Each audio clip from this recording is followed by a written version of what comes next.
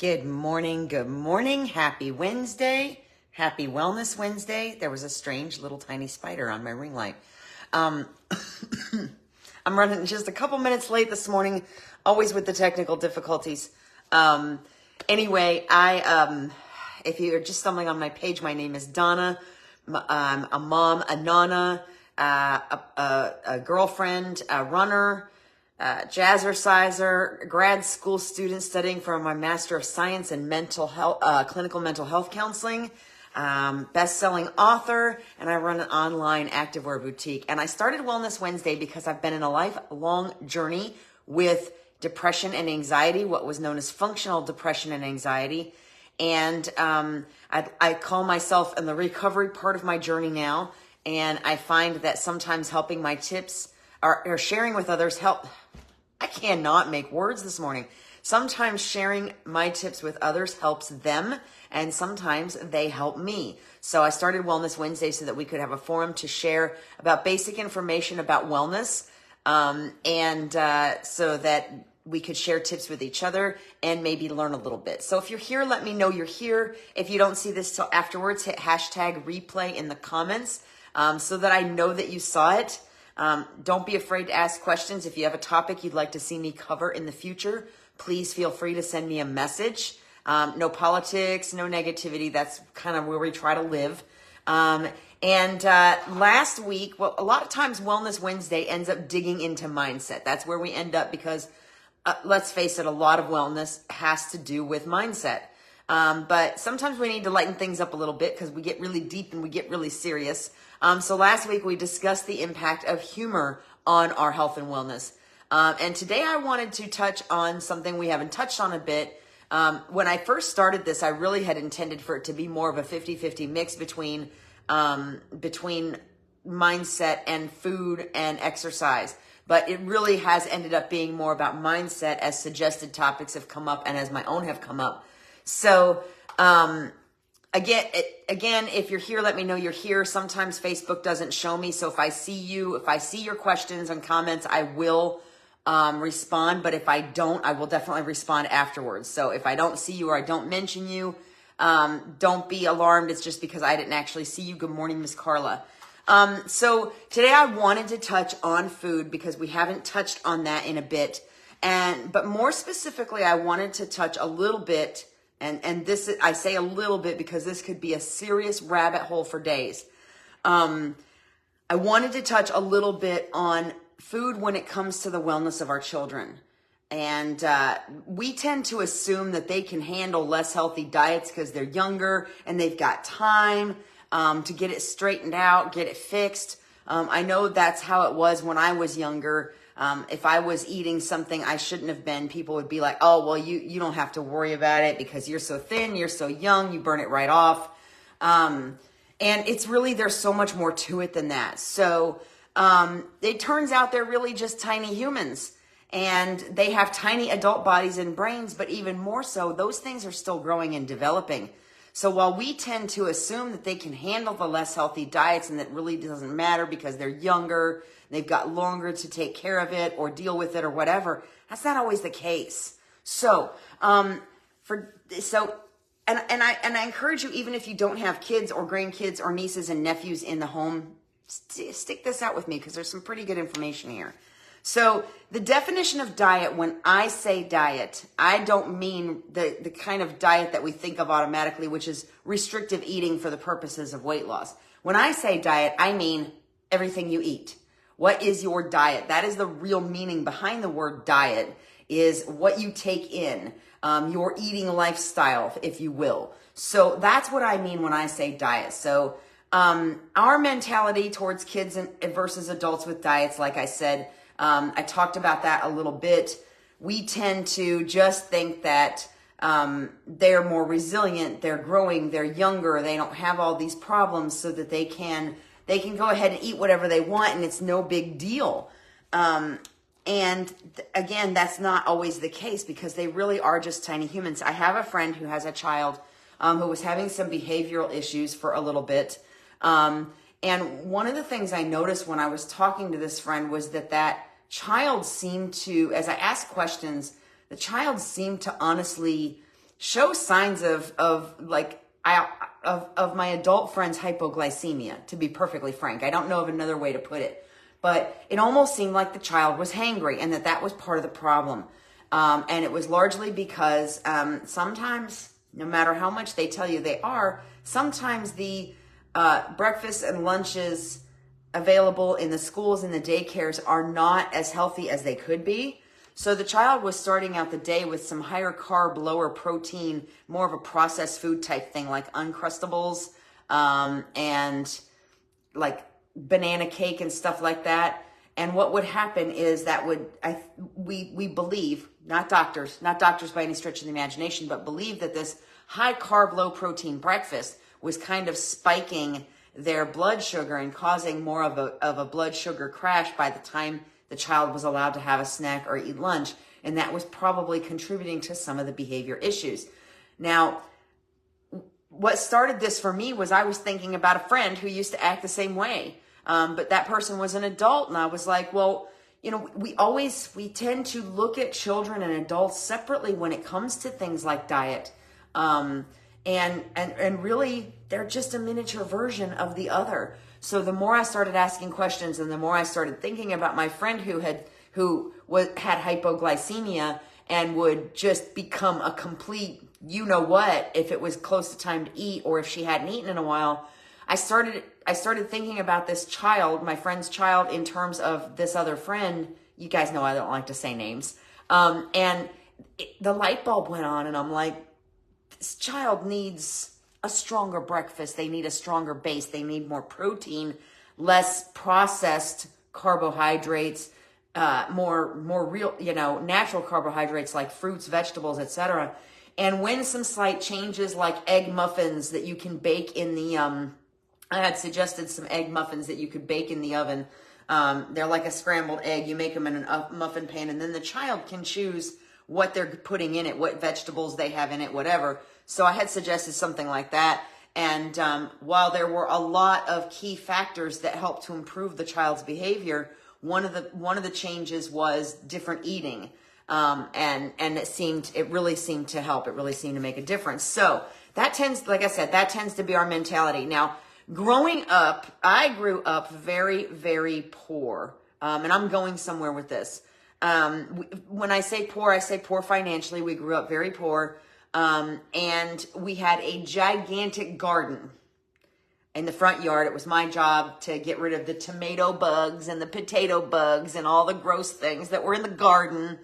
And my stepfather hunted, so we ate a lot of venison in the wintertime. We didn't eat a lot of beef in the wintertime.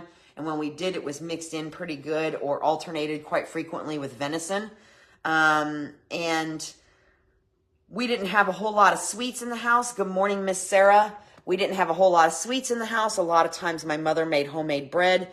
We were also on the government stuff like WIC and the government cheese and dry milk and things like that. So back then, WIC only allowed like 3 cereals on their program. And that was like Total, Wheaties, and Cheerios. So good morning, Miss Stacy. Good morning, Miss Sarah, if I didn't say that already. So WIC allowed like 3 cereals, which was Wheaties, Total, and Cheerios. They didn't allow all the cereals that they do now. WIC also didn't cover things like vegetables and some of the stuff that it does now. It was pretty much cheese, peanut butter, milk. I think that was, and cereal. And that was pretty much it for WIC back in the day, when your girl was little, which was a long time ago. Anyway, so growing up, I ate a lot of healthier food simply because that's what was available to us. It was growing in the garden. It was being hunted in the woods. My mother was making homemade bread. There was not a lot of processed foods in the house. I may have told this story in another Wellness Wednesday, but I distinctly remember I was on the free lunches at school because we were very low income. And I remember being really jealous of the other girls. You know the girls. You know which ones I'm talking about. The rich girls that were in the cafeteria. This was my perspective at the time when I was like 8 or 9, okay? They were in the cafeteria and they were eating their peanut butter and jelly Wonder Bread sandwiches. They always brought their own lunch in a paper bag or in a lunchbox. And they always had that fluffy, refined white bread that looked so yummy. And it was just the kind of stuff we never had in the house because it was expensive. And my mom usually made homemade bread. And always bought wheat bread. And they had these beautiful, fluffy, white peanut butter and jelly sandwiches. And they had little Debbie snack cakes and Twinkies and things like that in their lunches. And I was always really kind of envious because I wanted that stuff because that's what they had and they were popular and I wanted to be like them. But what I had was homemade peanut butter and jelly or peanut butter and cheese on, homemade or whole wheat bread. And I had carrots. Yeah, those girls. Exactly, Carla.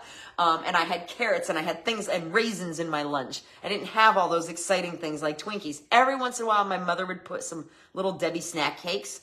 They were like Nutty Bars, but they were lemon flavored. Those are the ones I remember. And I loved those things, but I didn't get them very often. I wasn't allowed to have them very often. So anyway, where I'm going with this is growing up, my food was a lot healthier because it had to be because, well, most of it was not bought in the store. Most of it was grown on our property or it was hunted on our property. Or it was given to us through WIC or through the government. And so there weren't a lot of sweets in the house unless I went trick-or-treating for Halloween.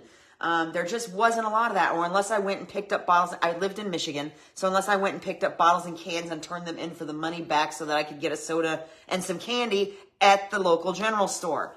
But you get the idea. So what I believe is that when I got older, because of the way I grew up, and I'll have to, if I have time, I don't know if I'll have time, but if I have time, I'll tell you the story about when I finally got my peanut butter Wonder Bread sandwich.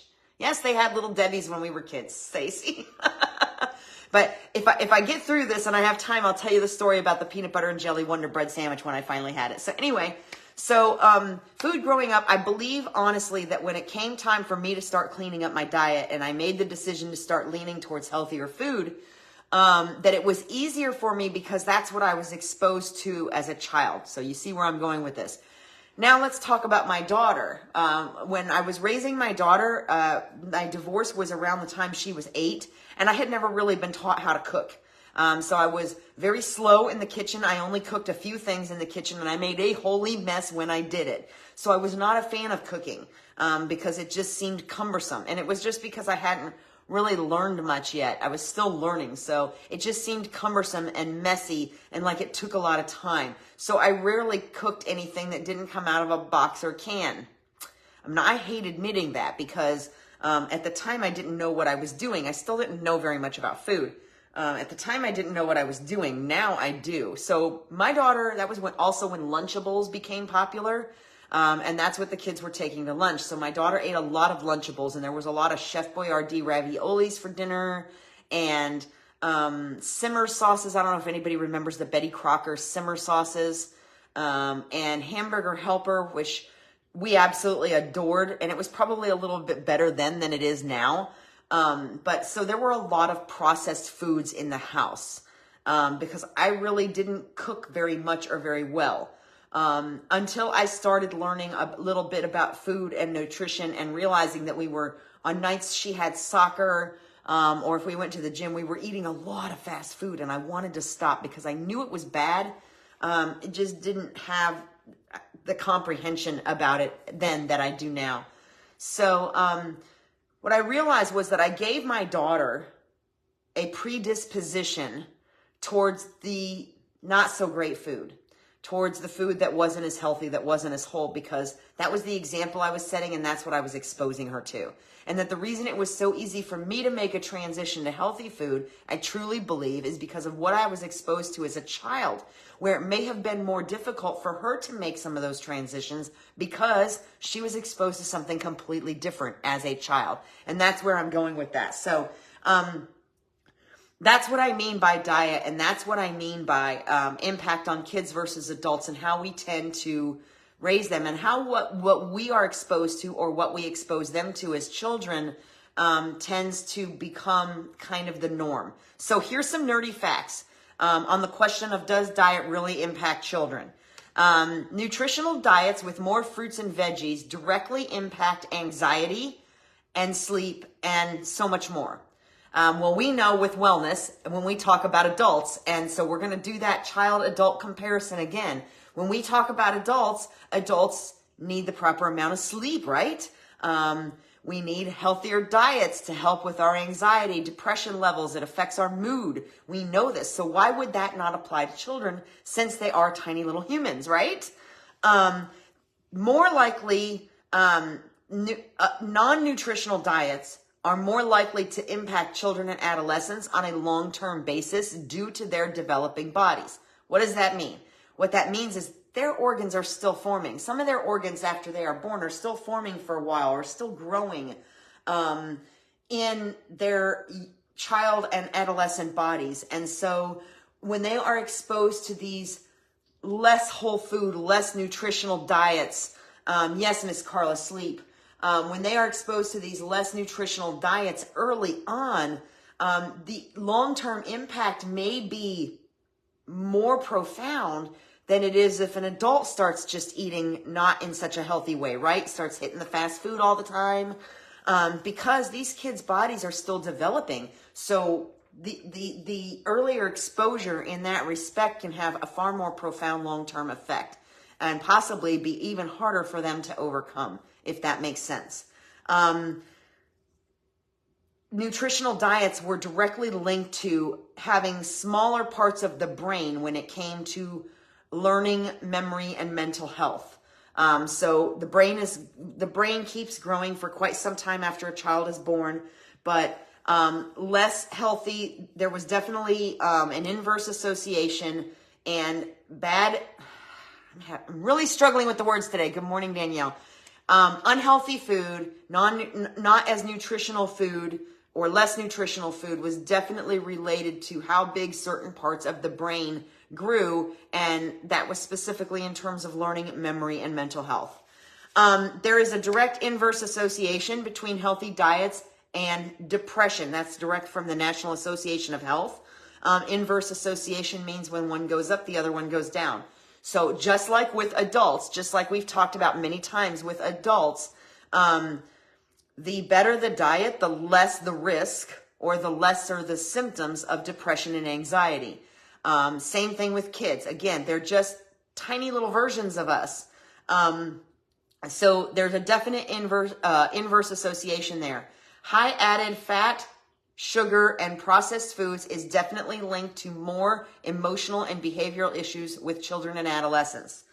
Child obesity rates. This is the one that really got me, y'all. Child obesity rates are 3 times higher now than they were in the 70s. Now, when I say now, that's from the National Institute of Health as well, or the CDC, one of the two. And their numbers are usually a few years behind. So these, I think, are 2020 numbers. And in 2020, child obesity rates were 3 times higher than in the 70s. And over a third of those children have another co-occurring chronic condition, which includes mental health disorders. Mental health disorders such as anxiety, depression, major depressive disorder, and a few of the mood disorders are definitely included in that number of 30 chronic disorders or chronic illnesses that children often experience. But along with those mental health disorders, when I say chronic conditions, we're talking about things like type 2 diabetes, high cholesterol, things that typically were only found in adults in the 30s or over 30 are now being found more and more frequently in young adults and adolescents and children because of the increase in obesity rates and sedentary lifestyle. So poor diet is also associated with inflammation, which is implicated in most chronic illnesses, whether it's a child or an adult. Good morning, Danielle. A healthy diet has a protective effect on mental and physical health. So those are our little nerd facts for the day. I may just start doing a nerd facts section in every talk, but so there's so much more. There's so much more. We could literally be here all day talking about the impact of food on people, whether it's children, adults, adolescents, doesn't matter. What you eat matters. What you eat matters. So what should we focus on? What were the differences between the 70s and today? So that crazy number that came from the CDC, that child obesity rates are 3 times higher than in the 70s. What are the differences? What are the differences between the 70s and today? Well, we didn't have the technology. In the 70s, we had one TV in the house, unless we were really, really lucky. We had one TV in the house. We had to get up to change the channel. And some of us had to get up on the roof to move the antennas to get one of the 4 channels we got. We did not, Atari was, I think, just becoming a thing. So we didn't have the onslaught of video games just yet. And our parents limited that time. We weren't allowed to sit inside and play on video games unless it was like raining or it was a snow day. And there was literally nothing else for our parents to watch on TV if we even had a video game console. So there was a lot less sedentary lifestyle. There was a lot less technology. Kids were out playing. They came in. I love these memes when I see them on Facebook. We came in when it got dark, or we came in when the streetlights came on, depending on where you lived. We were often, I would be gone all day long in the woods, riding my bike up Brutus Hill next to me, foraging in the woods, making forts, doing whatever. We were always outside doing something. If I wasn't doing chores, I was playing. Now I have both Danielles. If I wasn't doing chores or working in the garden or bringing in the wood, I was playing. So there was a lot more physical activity in the 70s. And again, a lot less. I think even in the 70s, even though the processed foods had already started, maybe they weren't quite as bad as they are now. And I don't think we had as many of them in the house. So those were the major differences. So the other thing we can focus on is establishing healthy habits as early as possible. I loved the fact that when my daughter was like a year old, she wouldn't touch a French fry. If I had carrots or French fries in front of her, she would reach for the carrots. I love that. What does that mean? It means kids instinctively know how to eat correctly and what they need. It's over time, the conveniences that we give into that change those things. And if you don't keep a lot of that stuff in the house, a lot of the sweet stuff in the house, it's out of sight, out of mind. If my mother I didn't go through the house looking for something sweet. If I didn't know it was there, I didn't think about it. I often didn't think about stuff like that until I was at school or we were at the grocery store and I was like, but Megan had Twinkies. I want Twinkies. You know what I'm saying? Outside was out of trouble. Absolutely right. So establishing healthy habits as early as possible can make a difference, even if you don't see it right away. Like I said, in my case, all right, let's talk about that peanut butter and jelly Wonder Bread sandwich, right? So as I said, when I was a kid, I was always jealous of those girls that had the peanut butter and jelly, or peanut butter and marshmallow fluff, Wonder Bread white sandwiches, and the bread was so sparkly white. And all I ever had was wheat bread, which people looked at funny, or homemade bread, which was usually still wheat bread. So when I was 16 years old, and I had moved down to Florida, I was living with my father, but I was paying for a lot of my own stuff. And one day I was in the bread aisle, and I was like, I want some Wonder Bread. So I bought a loaf of Wonder Bread. And I think I was 16 or 17 at the time, and I had already quit school. So I was working full time and I was buying a lot of my own things. So I bought this loaf of Wonder Bread and I got some peanut butter and grape jelly, and I went home and I made myself a Wonder Bread peanut butter and jelly sandwich, and I thought I was so cool. Yes, I was 16 or 17 and I still thought I was so cool, and I was like, finally, I have the money to buy the kind of food I want, and I'm going to buy this Wonder Bread and I'm going to have a peanut butter and jelly Wonder Bread sandwich. Well, I spent the next 15 minutes trying to peel white bread and peanut butter off the roof of my mouth. It basically felt like I was eating air, and the consistency was horrifying. So needless to say, not very much of that loaf of white Wonder Bread got eaten. A lot of it ended up in the garbage, and your girl went back to wheat bread because that's what she was used to. And I liked the structure and taste of it a lot better. So establishing healthy habits as early as possible it was so bad, Carla.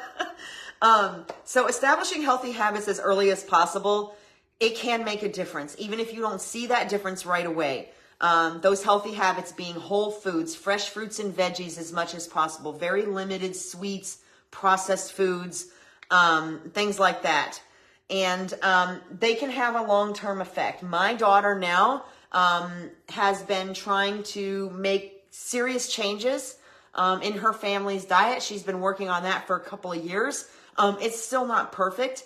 And I truly think she would have struggled less with it if I had fed her differently when she was much younger. But I did change my habits, and I did start feeding her differently as she got older. And hopefully, I think that's kicking in now. And if it isn't, hopefully it kicks in down the road. But she's doing a great job of making those changes for her family as she begins to understand what she's been hearing me say for the last several years about food and how important it is to have the nutrient-dense whole foods. So, with that said, how can we establish those early habits? So I have a list of 8 items here that will help from a website called Montage Health. And if you want those links, the links I'm using, just shoot me a message afterwards or drop a comment and I'll send them to you. So this is Montage Health. And they have a great list. I decided it was easier just to read from it than try to remember it, right? So a healthy mind and a healthy body go hand in hand. Guys, some of this stuff is going to apply to adults too. It's going to apply to kids. It's going to apply to teenagers. It's going to apply to young adults, and it's going to apply to the rest of us too. So stick with me. So these are 8 ways to implement routines at the dinner table that will help improve your child's mental fitness. Okay? Because they are directly linking good mental health with good physical health, which includes good food. So number 1, connect at meal times. That means sit down together, turn off the TV, put away the cell phones, and actually have a family dinner. Talk to your child about their day and yours. Share a story, tell a joke, and save tense topics for another time. So we're connecting at meal times. And I think it's funny how often adults will go out to eat to connect with each other, but we don't think about that in terms of eating at home. I think in the entire 3 years that Eric and I have shared a home together, I think we've eaten in the living room like twice, unless you count popcorn. When my daughter was older, by the time she was a teenager, I was implementing family dinners at least once a week, sometimes twice, where no cell phones were allowed at the table. And if the TV was on, it was on a music station. Number 2, plan meals in advance to ensure healthy eating. Food prepping is the key to a healthier diet and lifestyle. You can collect quick and easy recipes, shop ahead for ingredients, enjoy leftovers on nights that are extra busy. Ask for input from your children. Let them be part of it. What are their favorite vegetables or whole grains? This is really important. When I finally broke the fast food habit, I had the same friend that had glycemia issues would make fun of me because I would spend Sundays cooking. I would usually have at least one crock pot going, and then at least one pot on the stove. And she would be like, "What are you doing?" And I'm like, "I'm tired of eating fast food in and around soccer games and gym trips and whatever. So I cook extras on Sunday so that we can eat off of it through the week. It's just as easy to heat something up in the microwave at home as it is to run through the drive-thru, and whatever I'm heating up in the microwave at home is probably a lot better for us." And she laughed at me at the time, but ironically, about 15 years later, she was doing the same thing, and she came to me and she's like, "I totally understand your Sunday cooking marathons now." So I still try to do that. I still try to, even with just Eric and I still try to choose foods that we can get a couple of meals out of, and eat leftovers for lunch instead of packaged stuff or whatever. Again, ask for input from your children. What are their favorite vegetables and whole grains? Let everyone help. Children can mix, chop with guidance, set the table, select flowers for the table, make cooking fun, play music, sing, and talk to get everybody engaged. Let them be part of the process.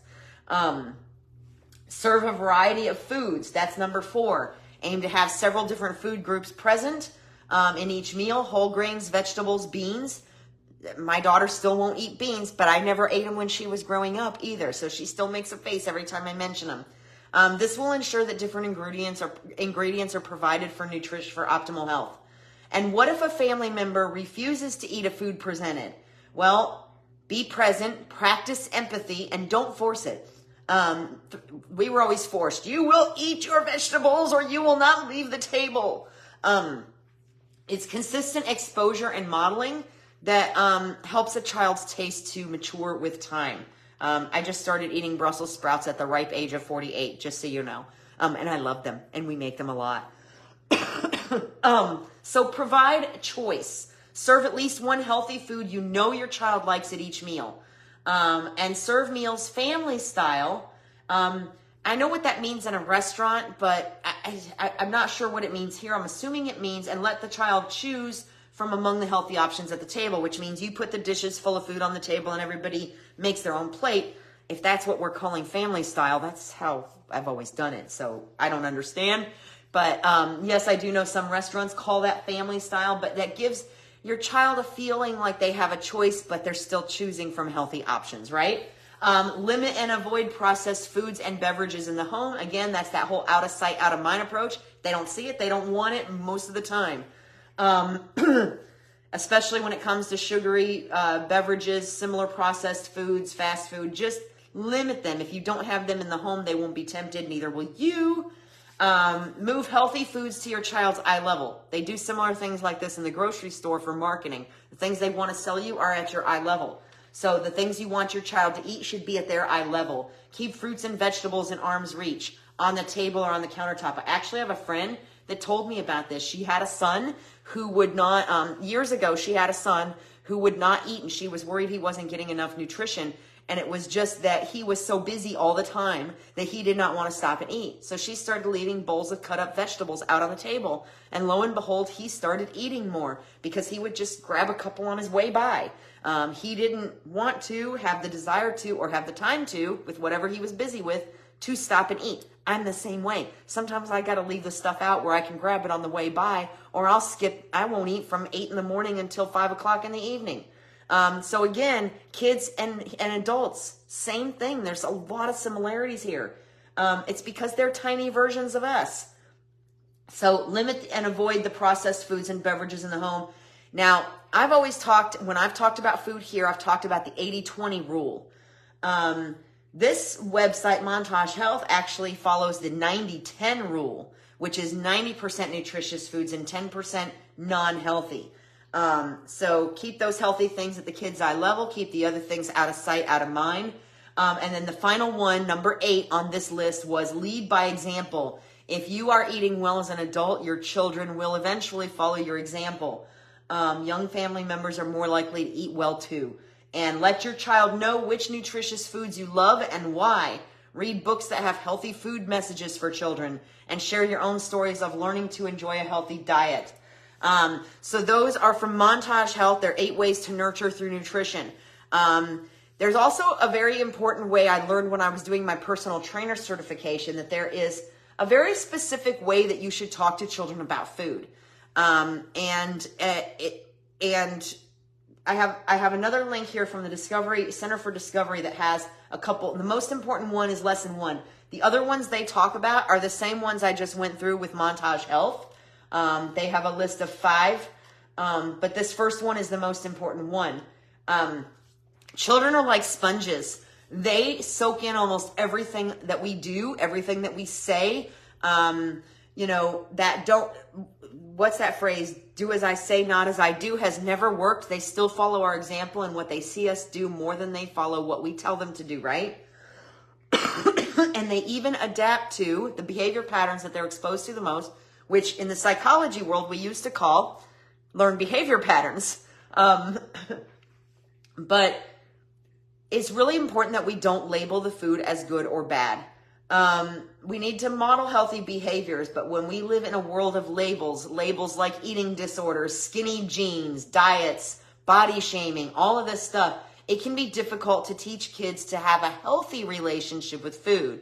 And that's what really needs to happen. So modeling that yourself is the first step. Modeling a healthy relationship with food and nutrition can be difficult. And we're not always sure what is the right food to eat. But the goal is to teach a positive, open-minded approach and to give kids options to choose their own food and learn how to eat in a way that works best for their bodies. But the number one lesson here is do not label food as good or bad. Oftentimes, parents will label sugary and guilty. You can tell me if you're guilty of this. Will label sugary, fried, and salty foods like fries, donuts, cookies, Cheetos as bad food, and fruits and vegetables as good. And it's intuitive, right? We want them to eat that food, so we call that food good and we call the other food bad. But it creates a judgmental picture of food. And I never thought about this before until I learned it, and it made a lot of sense to me. You're also attaching a moral value to the food. And that's probably where a lot of our unhealthiest food relationships in terms of any kind of eating disorders or anything like that come along, or comfort eating or stress eating, is because moral value starts to get attached. So if I'm feeling bad at myself and I don't think I'm a good person morally, what's the first thing I'm likely to do? I'm going to go do something that's also labeled as bad, right? And that seems very simplistic, but sometimes instinctually that's how we are. And kids are definitely very simplistic in things like that. So you're creating a judgmental picture. You're attaching moral value to different types of food that can make kids anxious about their eating habits. Like, oh, I had a bad soda, so does that make me bad? Am I going to be in trouble when I get home? These are things I never thought of when I was raising my child. But they made sense to me as soon as I read them and as soon as I learned them. And I was like, oh my gosh. And it actually took me on a little trip back through my mind about why I may have had various unhealthy eating habits over the years. Certain things how things were handled when I was a kid in the kitchen that may have given me some pretty unhealthy thoughts about food. So you want to create an environment where your children are free to explore all kinds of food, joyfully experiment with tastes and flavors and textures, and build that positive relationship. That you want them to be able to feel like they can have a little sweet something without feeling guilty or feeling bad or feeling like they have to sneak that food into their diet. But at the same time, you don't want to refer to that as a treat. Food is food, and you want to talk about the nutrients in food and what the different foods do. So the vegetable, the carrot helps you see better, and it's got lots of vitamins in it. And the donut gives you a really quick sugar rush, but then you might experience a sugar crash afterwards. Focus on the components of the food, not so much the good or bad or the sweet or not sweet or whatever. So remember these final lessons. I'm going to wrap it up. I was a few minutes late, so I'm not feeling like I'm running too awfully long. But what should we remember these final lessons? It's never too early or late to cultivate healthy habits. Never too early or late.